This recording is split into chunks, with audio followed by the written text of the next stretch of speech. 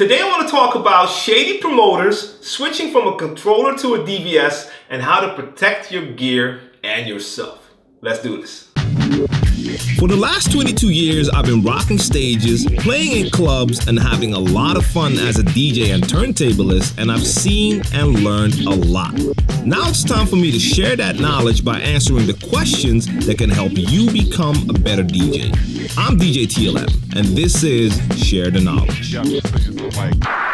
Guys, what's going on? Welcome to episode 9 of Share the Knowledge. I'm djTLM, and you're watching djTLMtv, or you tune into the podcast on SoundCloud and iTunes, and this is the show where I answer your questions. You can ask a question on Twitter and Instagram at djTLM. Just add the hashtag Share the Knowledge so I can find your question. You can also check me out on Snapchat, djTLM, ask your question there. I picked some questions to answer here right now. I have a bunch of them, so let's get straight into it. And we're starting with a topic that has something to do with me as well, so let's get busy. Now, this first question is from my DJ City brother, DJ Ready. And the question is, how do you handle bad promoters' organizations? Promoters that lie or don't follow through on their word, because it's a big problem here in Italy. Should you air them out to keep other DJs from working with them and to give upcoming DJs heads up of how they burn other DJs? Or do you keep quiet because you don't want to ruffle any feathers? I recently got to experience firsthand what he's talking about and how they do in Italy, and this was new for me, and now I know how it works because I got to experience one of those last-minute cancellations, and that was really a 2-line email that just said, oh yeah, we're not going to do the party, and sure you understand. And this was about 2 days before I was supposed to get on a plane, so that's pretty surprising to hear it like that. So I know that this goes down over there, and now I learned that it happens a lot. So if you're over there, and this is the type of environment you have to work in, I don't think it's a good idea to put those promoters on blast for the world to hear, because probably then you would not have any work at all. And I've seen plenty of flyers and videos of DJs DJing in that exact club where I was supposed to play. So I guess most of the times, or half of the times, DJs do get to do their gigs. So if you're working in that environment, you don't want to ruffle their feathers like that. I would definitely always tell all my DJ colleagues to be on the lookout if they work with that same promoter, like, hey, take care of your business, because they are kind of shady. So the best thing to do is to try and take measures that will ensure that you're okay. So if they're not willing to work with contracts, maybe try and work with a deposit, stuff like that. So at least you have a little bit of security, but man, it is messed up. Now I have to say, I had to take a loss as well because I blocked that date. So I could definitely not get a gig last minute here in my own country anymore. So that's a loss, but that's on me because I did not ask for a contract. So it's on me. I'm the one who has to make sure that I have my stuff secure. So I've been in that situation before over here, because in our urban scene, the hip-hop R&B scene here, contracts aren't the most normal thing. I've tried it in the past couple of years ago, and a lot of promoters would actually be kind of afraid if you brought up the word contract, because they were not just not used to it. In other genres, it's definitely more acceptable, and for artists getting booked to do a show, it's definitely normal. But for DJs in my scene, it was a little bit different. They were not really used to working with contracts, a lot of these promoters. And I've had a gig where I was in the car on my way to that city, and I got the call like, hey, it's kind of empty over here, so we're not gonna continue. We're gonna stop in half an hour, take our loss, and that's it. But with take our loss, they meant they were just gonna stop the party. It did not mean that I was gonna get my pay, so I had to take a loss as well. I didn't have a contract, so it's my bad. It's my mistake. If I had a contract, they could cancel their party, but they still would have to pay me. But since I did not have a contract, I didn't get anything either, couldn't get another gig, had to take that loss. So wherever you're playing, try to take measures that will ensure that you are safe if possible. But yeah, I would not like to work in an environment where promoters are always doing stuff like that, man. But if I had to, I'd try to make sure that I get contracts or deposits and try to get a good relationship going on to try to avoid situations like that. So I hope that helps you out, and good luck to you, brother. Talk to you soon. Then I have a question from Charlie, and he wants to know, he's currently making progress switching from a controller to a DVS system. And the question is there anything important, or are there any cons to switching to a DVS system? Now, actually, if you're on a controller, you're already working with DJ software. And if you're switching to a DVS, the only real difference is that you're going to be controlling your software with a different device. So instead of having that all-in-one controller, you now will have two players. I don't know if you're going to use like CDJs or turntables, but you're going to have two players and a mixer. But that still has the same feel as a controller. You have this side to control one deck, that side to control the other deck. You have your mixing part in the middle. So there's not that much of a difference. The only thing you probably would have to get used to is a different feel, but that's going to be the same if you're using a different controller. If you're using a Numark Mixtrack Pro and you're going to a Numark NS7, that's a totally different feel, even though they're both controllers. So that's going to be the main difference. But you're already used to the DJ software. You know exactly how it works. All your crates are still the same. So I don't know if I would consider, if I can think of any cons, especially since I prefer DVS over controller. But no, I don't think there's going to be a lot of trouble.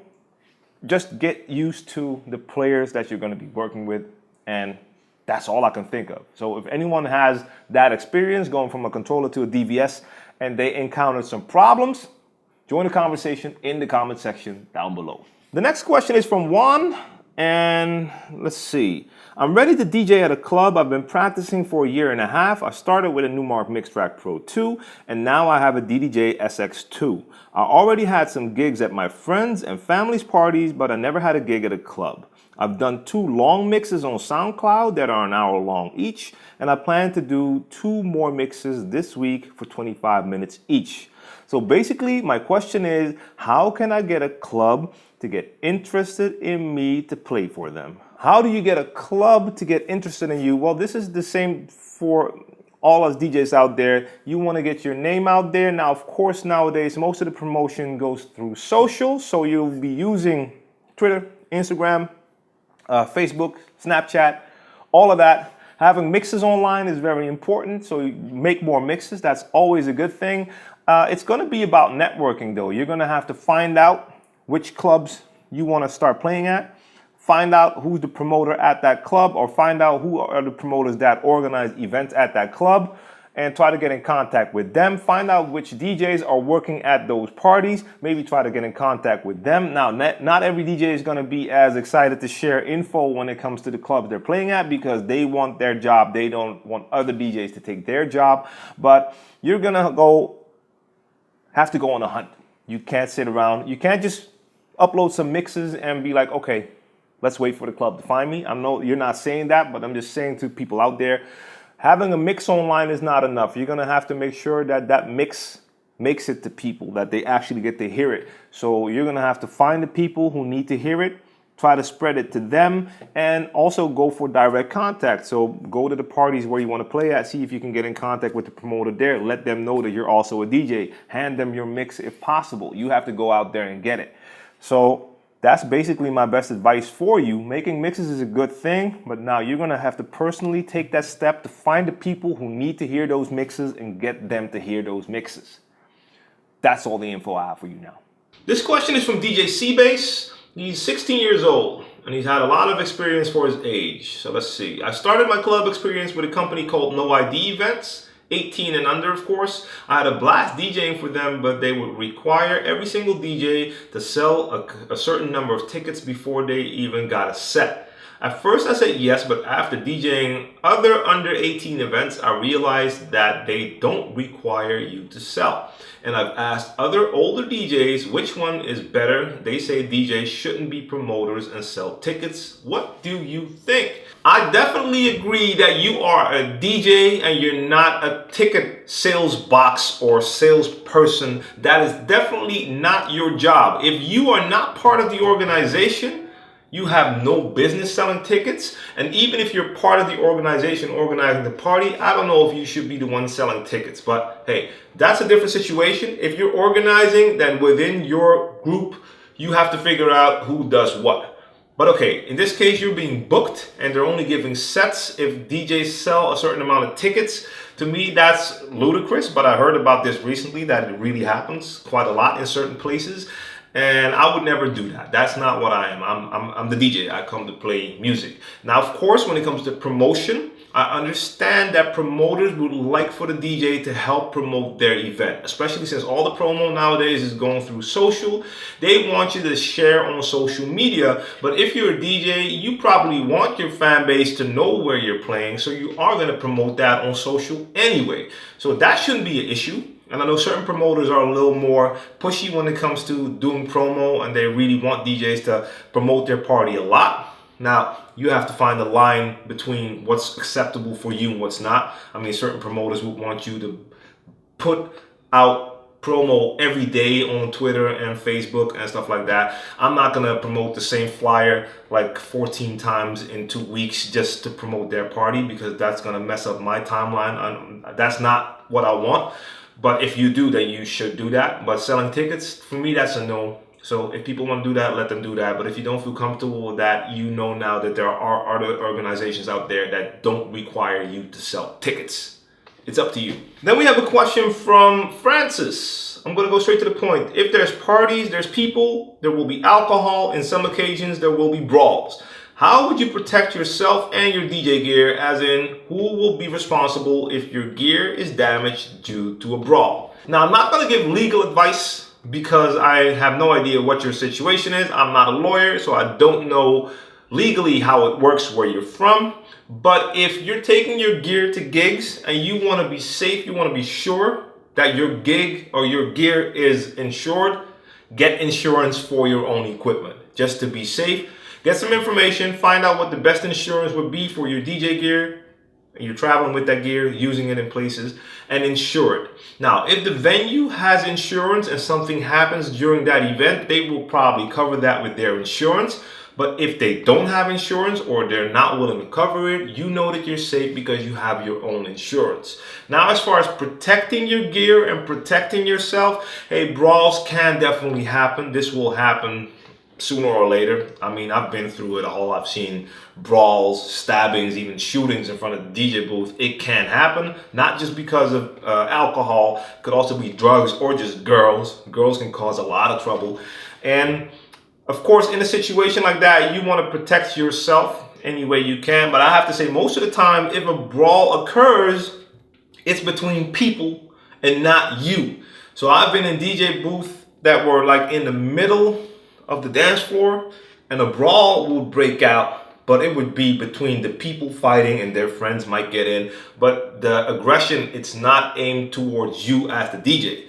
So in most occasions, you should be safe even if a fight breaks out. And if you're on top of the stage, then the DJ booth is probably the safest place in the club to be at that time. But if you're still worried about stuff like that, or if you come into a club and you can sense that the environment is pretty hostile, make sure you check if the security can be close to the DJ booth. Or if you're playing and you see that the crowd is just being a little bit too touchy, too much in your face, check security. Because you're not the one who's supposed to keep the crowd in check. So then you find whoever you can to bring security to that stage. Or if you see it in advance, you make sure that you have good communication going on so that there's a direct line to the security, that if anything happens, that they can be there in an instant. Because of course, your safety is important. Now, I bring my laptop. I don't bring my DJ gear to clubs, but my laptop is mine. It's there. And there's been occasions where people did get close to it. Now, I'll be that first line of protection. So if someone gets too close, I'm going to put them in check right there. Like, watch it. That's my gear.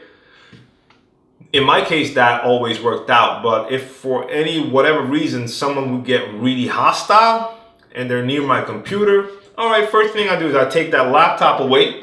Even if the music would stop because I disconnected it, I would just take that away to make sure it's safe. And then we see what happens next. Either security steps in or you might have to protect yourself, but that could happen anywhere. So I hope that helps you out. Get insurance for your own equipment just to be safe, and make sure you have communication with security if you're uncertain about the situation in a club. You know what? I'm going to make this the question of the day. What's the craziest situation you've ever been in during a gig? So that could be anything from a fight to people getting naked, whatever. Let me know what's the craziest situation you've ever been in during a DJ gig.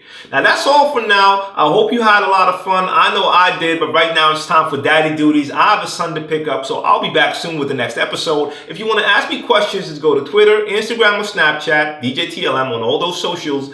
Add the hashtag share the knowledge and ask your question. Now, if you like this info, make sure you like the video, share the video, or if you're listening to the podcast, share the podcast. It's much appreciated. By sharing, you help share the knowledge. Join the conversation in the comment section down below, and I'll see you soon. Peace.